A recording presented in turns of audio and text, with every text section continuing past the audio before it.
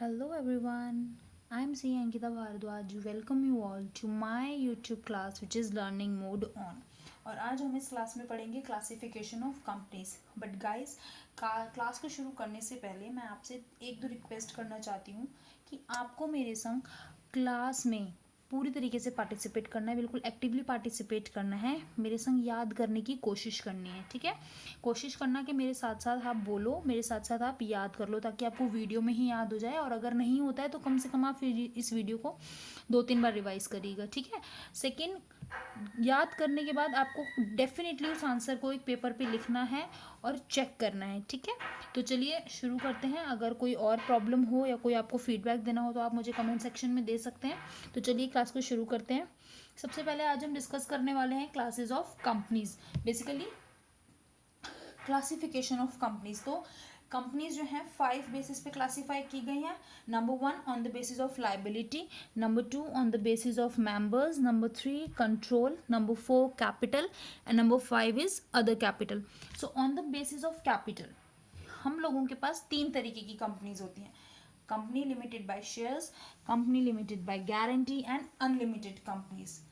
Company limited by shares, company limited by guarantee and unlimited companies. Number 2 है हम लोगों के pass on the basis of members. Members के basis पे हम लोगों के पास कितनी तरीके की कंपनीज हैं. अगेन इसमें 4 दिखाई हुई हैं बट 3 होती हैं मेनली. ठीक है. Number 1 is 1% company, number 2 is private company and private company का ही पार्ट होता है या एक कह लीजिए स्मॉल कंपनी पार्ट होता है. ठीक है. And number 3 is public company. Next, on the basis of control हमारे पास 2 तरीके की कंपनीज होती हैं. On the basis of control, holding and subsidiary company, and number 2 is associate companies. And on the basis of capital हमारे पास 2 तरीके की companies हैं, listed company and unlisted company. And other companies में कौन कौन सी कंपनीज आ जाती हैं. Government company, foreign company, section 8 companies, डोमेंट companies, Nidhi companies and public financial institutions. ठीक है. तो कितने बेसिस पे हमारी कंपनीज डिवाइड है, एक बार मेरे साथ रिपीट करिए, मेरे साथ बोलने की कोशिश कीजिए. भूल रहे हैं तो देख के बोलिए पर बोलिए. ठीक है. सो 5 बेसिस पे क्लासीफाई हैं companies. On the basis of liability, members, control, capital and other company. So liability के बेसिस पे कितनी है हम लोगों के पास 3. Company limited by shares, company limited by guarantee and unlimited companies. On the basis of members हम लोगों के पास कितनी है 3 है. 1% company, small company, sorry 1% company, private company and public company. On the basis of control हमारे पास कितनी है 2. Holding company and associate companies. On the basis of capital हमारे पास कितनी है 2. Listed company and unlisted company. And other companies में हमारे पास आती है government company, foreign company, section 8 companies, dormant company, Nidhi company and public financial institutions. तो आज हम इस क्लास में हम सबसे पहले सिर्फ on the basis of liabilities he discuss करेंगे. बाकी के लिए मैं नेक्स्ट वीडियोस बनाऊंगी ताकि वीडियो थोड़ा सा ज़्यादा लंबा ना हो और आपको आसानी से याद हो जाए. ठीक है. So classes of companies on the basis of liability. वैसे मैं आपको नेक्स्ट वीडियो में पढ़ाने वाली थी बट मैं इसी वीडियो में कवर कर देती हूँ बिकॉज टॉपिक बहुत छोटा सा है. So basically on the basis of liability हमारे पास 3 तरीके की कंपनीज हैं. Company limited by shares, company limited by guarantee and unlimited companies. Company limited by shares, तो when the liability of the members of the company is limited to the amount unpaid on the shares held by them, it is known as a company limited by shares. तो कभी भी अगर members की liability जो है, जितने उनके पास shares हैं उस पर जितना अमाउंट उनका अनपेड है, जितने शेयर्स हैं जितना अमाउंट उनका अनपेड है उन शेयर्स पे, अगर उतनी ही लाइबिलिटी है तो उन्हें हम कहते हैं company limited by shares. Therefore, for meeting the debts of the company, the shareholders may be called upon to contribute only to the amount which remains unpaid on his shareholdings. So therefore, for meeting the debts of the company, the shareholders may be called upon to contribute only to the amount which remains unpaid on his shareholding. इसलिए हम company के dates या company की liabilities को meet करने के लिए members से सिर्फ कितना अमाउंट मांग सकते हैं, जो उनके शेयर होल्डिंग्स पे अनपेड है, ठीक है। मान लीजिए 10 रुपये का शेयर है और 8 रुपये पहले दे चुके हैं और 2 रुपये देने बाकी हैं, तो सिर्फ 2 रुपये ही हम उनसे मांग सकते हैं, ठीक है, उससे ज़्यादा नहीं मांग सकते। तो एक बार मेरे संग रीड करने की कोशिश करेंगे सब लोग। Company limited by shares.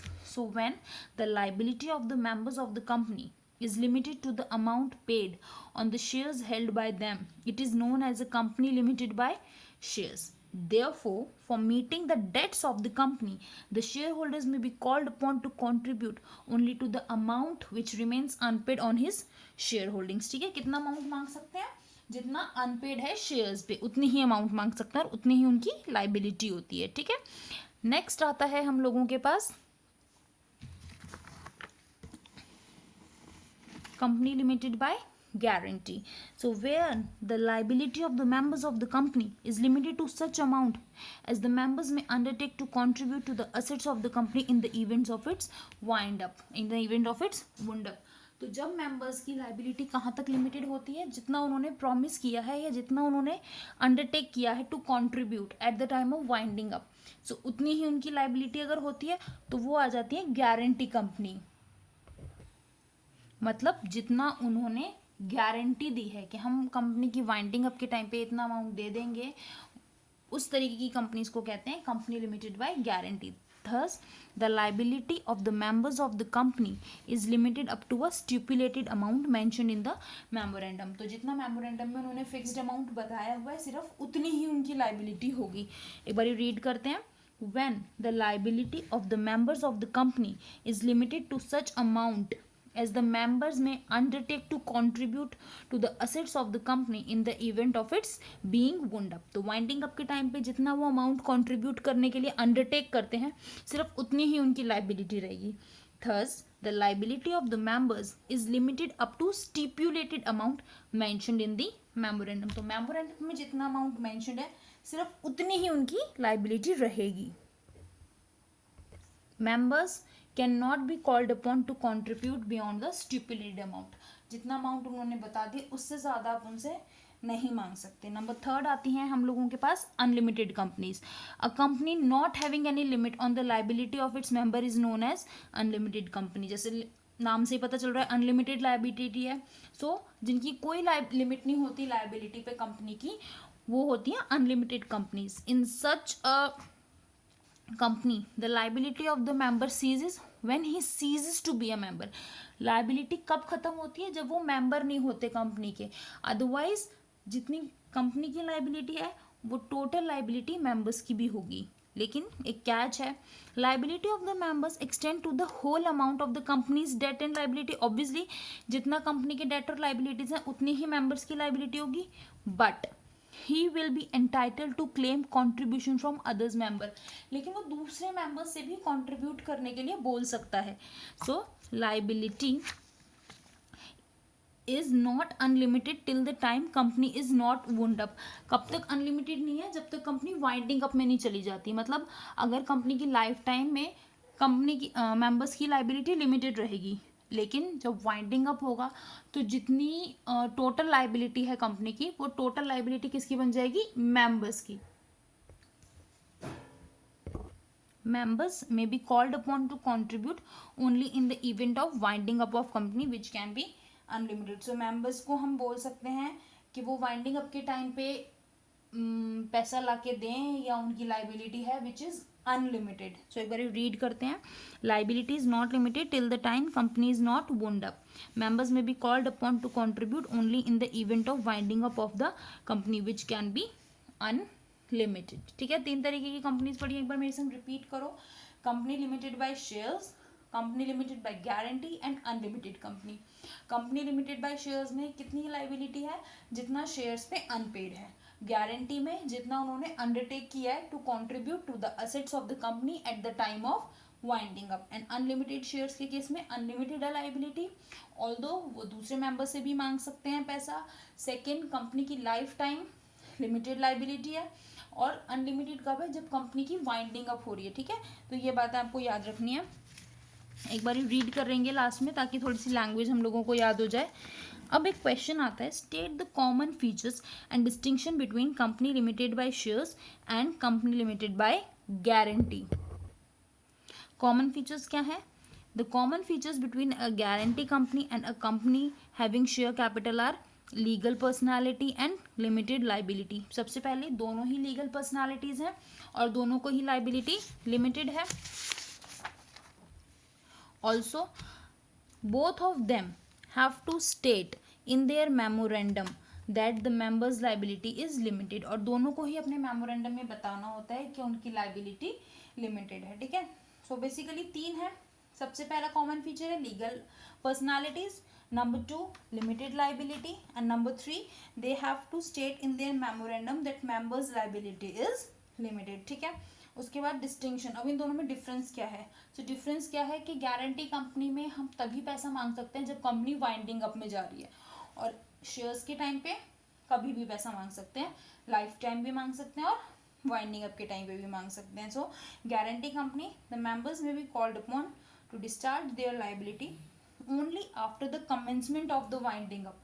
जब वाइंडिंग अप शुरू हो रहा है आप सिर्फ तभी मांग सकते हैं, and only subject to certain conditions, और उसके लिए भी कुछ कंडीशंस होनी चाहिए।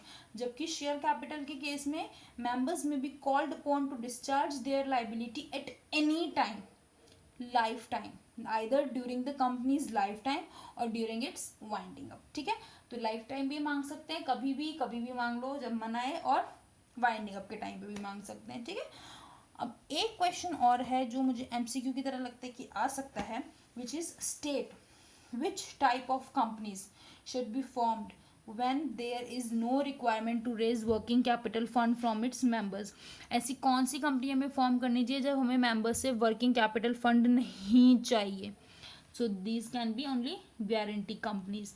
ठीक है, तो आज हमने क्या डिस्कस किया एक बार रिवाइज करते हैं। Classification of company on the basis of liability, there will be तीन तरीके की होती हैं। Number 1 company limited by shares, company limited by guarantee and unlimited company. Company limited by shares के केस में जितना उनका अनपेड शेयर है उतनी ही लाइबिलिटी होगी।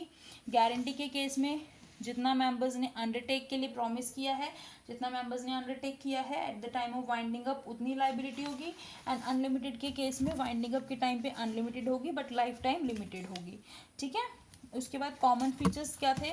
3 कॉमन फीचर्स थे, legal personality, limited liability and members should state in their memorandum that their liability is limited. And distinction क्या है? that in case of guarantee company they discharge their liability only after the commencement of winding up, and in case of company having share capital at any time during the lifetime and during the winding up. And which type of company not require any raise working capital funds, which is a guarantee company. तो आज के लिए इतना ही। अगर आपको video अच्छा लगा हो तो उसको लाइक कर दीजिए, शेयर कर देना, कमेंट कर देना, जो भी लगे आपको, जो भी मुझे फीडबैक देना हो, और सब्सक्राइब कर देना अगर आपको और भी ऐसी वीडियोस देखनी है। और हाँ, अगर याद हो जाता है तो ठीक है, अदरवाइज इस वीडियो को 2-3 बार देखना, नोट्स खुद से उतारना हाथ में, बिकॉज तभी हो पाएगा। एग्जाम्स में फिर से मैं बता रही हूँ, बार बार बोल रही हूँ, एग्जाम्स में आपको लिखना ही है तो अभी से शुरू कर दो लिखना, ताकि बाद में प्रॉब्लम ना हो। ठीक है, टिल देन बाय बाय।